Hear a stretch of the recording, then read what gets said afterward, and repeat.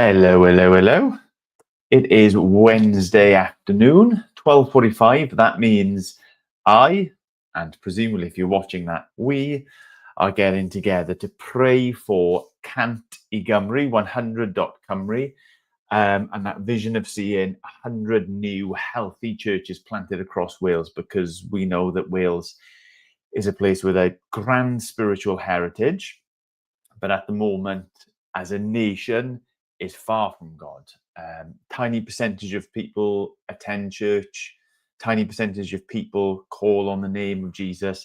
Tiny percentage of people, just consider this, in Wales, live day by day with the hope and the joy and the peace that comes from salvation in Christ. So the need is great in our nation for God's fame, God's glory, God's rule, God's reign, God's gospel to go out and to be taken hold of by the populace. That we would be a people that look to Him and lean on Him and enjoy Him and live with Him and benefit with Him. So that's what Cant I Gymru is all about. It's about pushing in that direction through the establishing of healthy churches, the planting of healthy churches. And one of the things we do is make sure that that is covered in prayer. There have been numerous churches planted over the last couple of years. There are more on the way. There are folks who are being called by God, encouraged and inspired by others to take the good news to places where it isn't being offered and held out. And there are stories across Wales of God being at work in ways that I would say I haven't seen in the last 10, 15, 20 years of being a minister of God's gospel, of folks coming to faith, of salvation and baptisms in places and in people you wouldn't have expected. In the young people across our nation having not just an openness to the gospel, but a hunger for spiritual things. So I, for one, although I see the state of Wales as an alarming thing, I'm excited to see what God is in the midst of doing and what He might do through His church, through His people, and through new churches being planted. So this is what we do. We jump on and we pray for all of that. But before we do, we look at God's word. We take something that He has given us and communicated to us, and we see how that should impact how we're praying for this very thing. Today, I wanted us to look at Psalm 42. As the deer pants for streams of water, so my soul pants for you, my God. My soul thirsts for God, for the living God. Where can I go and meet with God? My tears have been my food day and night, while people say to me all day long, where is your God? These things I remember as I pour out my soul. How I used to go to the house of God under the protection of the Mighty One, with shouts of joy and praise among the festive throng. Why, my soul, are you so downcast? Why so disturbed within me? Put your hope in God, for I will yet praise Him, my Saviour and my God. My soul is downcast within me. Therefore I will remember you from the land of the Jordan, from the heights of Hermon, from Mount Mizar. Deep calls to deep in the roar of your waterfalls. All your waves and breakers have swept over me. By day the Lord directs His love. At night His song is with me, a prayer to the God of my life. I say to my God, why have you forgotten me? Why must I go about mourning, oppressed by the enemy? My bones suffer mortal agony as my foes taunt me, saying to me all day long, where is your God? Why, my soul, are you downcast? Why so disturbed within me? Put your hope in God, for I will yet praise Him, my Saviour and my God. And I had this thought as I was prepping this psalm today, that sense, that feeling that there is something wrong, a source of tears, a source of discomfort, like a desire within us for something to change, is universally experienced. It is universally felt. You won't go anywhere in Wales and encounter many people who think that life is hunky-dory, life is as it should be, life can just churn on the same sort of conveyor belt and nothing needs to be done. And yet, in our society, in our culture, people will offer any number of reasons why that is, any number of ideas and solutions to fix the things which we feel are so obviously wrong. But the one thing that we are slow to diagnose is that thirst that we have for God that comes from neglecting our Maker. That, I'm a parent. And one of the things that we always say to the kids when they have any kind of physical discomfort is, have you drunk enough? And 9 times out of 10, like chugging a glass of water will remedy the headache, the stomach pain, whatever it is that is afflicting them.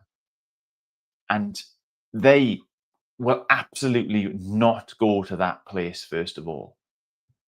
And as I was reading this, I just got this sense in which our world, our nation, will look in so many different directions, but will not confess this issue that we have neglected our Maker, that this thirst that we feel that manifests itself as like the problems in our lives can be sorted if we come back to Him, if we come to Him and drink deeply from Him. We can think of all manner of reasons why things have gone wrong, why things are uncomfortable. But we're so slow as a nation, maybe even as a church, to diagnose this thirst that we have that comes from neglecting our Maker. One of the marvelous things then in this psalm is this constant refrain, like speaking to sense to oneself. No, don't be downcast, don't be disturbed. Instead, go to God. Go to God, your Savior, and find instead of tears, find praise. And like the reality of the psalm that God is a God who is there. The thirst isn't because He is absent. The thirst isn't because the streams of water have run dry. No, He is a stream of everlasting life. He is a deep, deep, inexhaustible well for us, that if we turn to Him, we will find satisfaction. Jesus literally said, all who come to me will not leave thirsty. I am the bread of life. All who eat of me will never go hungry. That should give us confidence in our prayers then, as we seek to encourage others to go off in this direction, that they will seek Him, they will find Him, and they will find satisfaction. So that's what we're going to be praying for, or how I'm going to be praying for church planting across Wales this afternoon. One other thing just to bear in mind, that this Friday in Bala there is a like a Gen Z, I don't know what the appropriate term is, like a young person's prayer meeting, prayer gathering. And as I said, we've been incredibly encouraged in our church over the last 18 months for the stirring that God has done, is doing amongst that generation. And I think it's incredibly encouraging that there are 15, 16, 17, 18, 19, 20-year-olds who have this vision of God's goodness satisfying us as a nation once more. And so this is being organized by them, and it is a gathering of a specific demographic.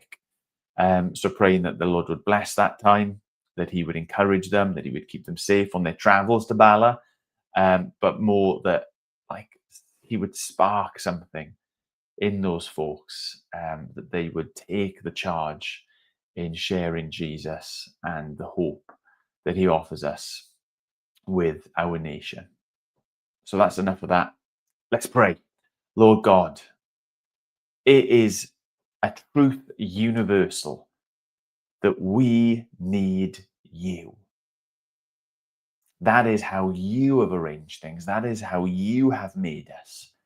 Folks that need sleep, folks that need community, folks that need food and water. You have made us that we need you, our creator. Lord, how we've tricked ourselves, how we've bought into this lie that life can be fully lived without you. Lord, is it any wonder that we put our hope, that we put our trust in politicians, that we put our trust in the NHS, that we put our trust and our hope in possessions and wealth and experiences, and still, Lord God, we weep. Still, Lord God, we hunger and thirst and feel that sense of discomfort and disquiet. It is because we are longing for you. Like a deer pants for streams of living water, Lord God. Our souls truly are thirsting for you, whether we recognize it or not. Lord, that our nation would once more turn to you, seek you, kneel beside you, lap you up, and find the satisfaction that only you can bring. Lord, we want to be a nation of people who are there on our knees, lapping at the stream of your goodness and your life and your salvation in Jesus Christ.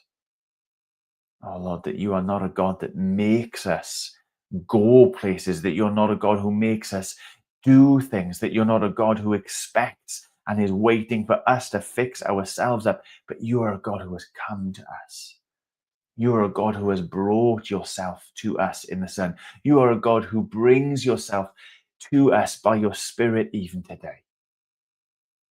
Lord, salvation there, free. Lord, your presence there, accessible even today. Lord, do a work amongst us that it wouldn't just be a few curious people who have found hope, who have found forgiveness, who have found life eternal in you, but that would be the experience of an entire nation. That you would be at work in us, replacing those tears of sorrow with songs of joy, replacing those broken hearts with hopeful hearts. That you would take us from that category of those who are calling out, where is God? What is the point in him? And that you would be filling up that cohort of people who say, yeah, the Lord, he is my rock, he is my God, he is my savior, he is my provider, he is my comforter, he is my all in all, he is my number one. Lord, we want that change to take place. And we know that it will be dramatic when it does. Lord, we thank you for the churches that have been planted. We think even now, October the 1st of Noddfa in Penllyn, Lord, bless them, keep them, encourage them, work amongst them, work in them and through them. Lord, glorify your name in that place, in those people. And Lord, we pray as well this week for the young people. I hate saying it like that, Lord, the Gen Z, whatever it is, gathering in a Bala. Lord, you are the God of all age groups, from the oldest to the youngest. And I thank you what you have done in our church, amongst the oldest recently and amongst the youngest. And we pray that that would just be a snapshot of what you are doing in our land as a whole. Lord, look after the folks who are traveling to gather, to be in this place, to seek you, to lift up your name, to pour out their souls to you. Lord, my prayer for them is that they would not be doing it in a performative sense, but Lord, out of hearts that are broken for the people that you have placed them amongst. Lord, out of hearts that are broken for this land which is so hungry, is so thirsty, and instead of coming to you is foraging amongst the pig muck. Thank you for that story of the son who went away, that he came to his senses. Lord, make us come to our senses. Make Wales come to its senses, that it is foraging in pig muck, and yet there is a feast waiting for those who turn and return. Lord, and that beautiful picture of the father who runs out to meet the son, who before a word can be uttered, puts rings on his fingers and robes on his shoulders, and a feast is prepared. Celebration is felt. There is not that coming back with head hung low, kind of awkwardly and painfully reintegrated. Lord, there is celebration. We desire that for our nation, Lord. And I pray that those would be the deep desires of the young people who are meeting on Friday evening. Lord, I pray that we, the generations who are before them, would learn from them what it is to trust you and to seek you and to share you. But it wouldn't be an us and a them future for the church in Wales, but it would be your people together. Lord, be at work, we ask, for the salvation of many, for the planting of churches, for the glory of your name, here as it already is in the heavens. In Jesus' name. Amen. Amen.